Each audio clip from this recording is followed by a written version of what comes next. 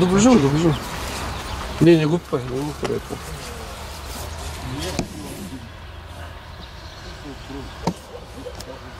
Секунда само да заснем. Значи, обясняваме кое е положението. Просто да знаем. Там измерихме отвънка фона. Да. Значи, в случая показва, той фона играе, нали знаете?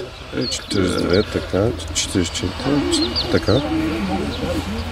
30-40 наносиверт. Така, какво значи?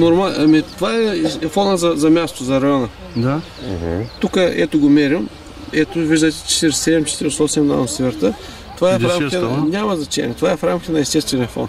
Значи, за България, за различните места, ако ги приказваме в наносиверти, 100, 120, 130 наносиверта е допустимо.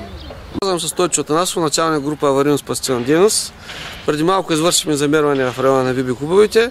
Замерванията показаха, че няма отклонение от естествения радиационен фон, който в случай е 40-50 наносиверта, което е съвсем нормално, даже под естествения фон за страната.